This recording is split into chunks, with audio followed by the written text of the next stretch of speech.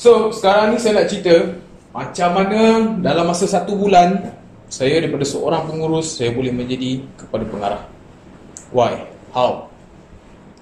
Perbezaan saya dengan pengurus ataupun pengarah yang lain sangat ketat, sangat berbeza. Pada satu malam, saya ajak tim-tim saya ni, selepas habis bekerja, saya bawa tim-tim saya pergi makan. Saya belanja diorang makan, dan kemudian saya bercakap pada mereka bahawa saya boleh jadikan gaji mereka sebulan hingga RM10K. Masing-masing terkejut, masing-masing seronok. Dan mereka semua mempercayai kepada saya.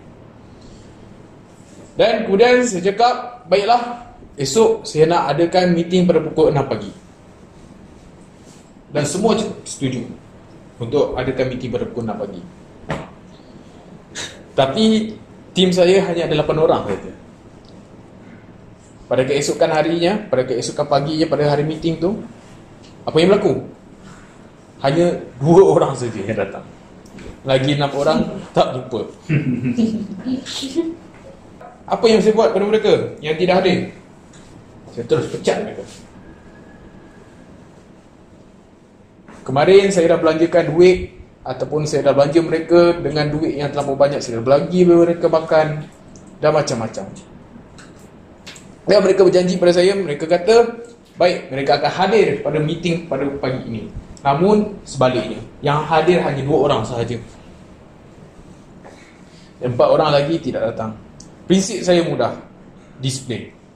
Itu yang paling mudah, itu yang paling saya tekankan.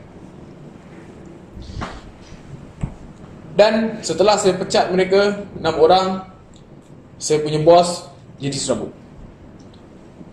Dia cakap, macam mana saya boleh pecat 6 orang dalam satu masa?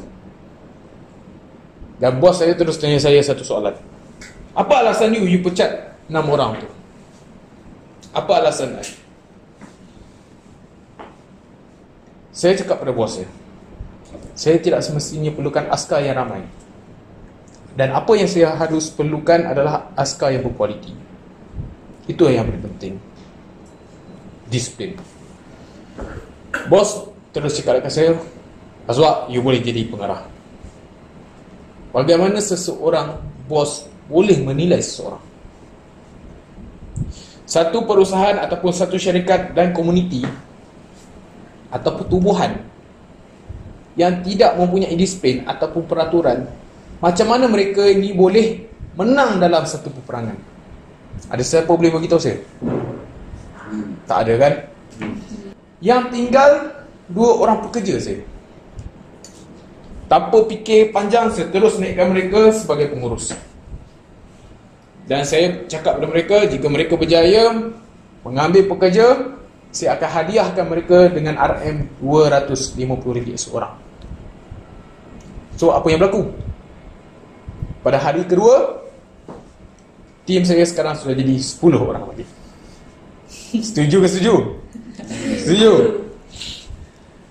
Jadi, jika anda ingin develop company ataupun perusahaan, ianya bukan satu perkara yang main-main. Okay? Ada setengah pekerja yang tak ada function dalam syarikat kita, dan anda sebagai seorang bos, apa yang harus anda lakukan? Jawapannya mudah. Keputusan. Keputusan harus dibuat dengan baik dan bijak. Untuk kita memilih pekerja yang berkebolehan dan berkualiti untuk membantu syarikat kita untuk terus berkembang di masa akan datang ataupun pada hari yang kita sedang lakukan. Kenapa saya pecat 6 orang tadi? You cuba fikir, macam mana seseorang yang telah berjanji dengan you pada malam tu, tak sampai 10 jam dia telah memungkiri janji dengan you. Adakah you masih berani nak menggunakan dia ataupun simpan dia? Tak kan? Bagaimana seorang yang tak memegang perjanji dan tahap matlamat sendiri yang you yakin boleh membantu you? Semestinya tidak. Macam mana dia nak memikul amanah dan ingin mencapai prestasi syarikat. Kalau orang sebegini ada dalam syarikat anda, orang macam ni saya panggil mereka adalah toksik. Sebab jika mereka ni ada dalam organisasi ataupun syarikat, mereka ni akan membawa toksik pada syarikat kita.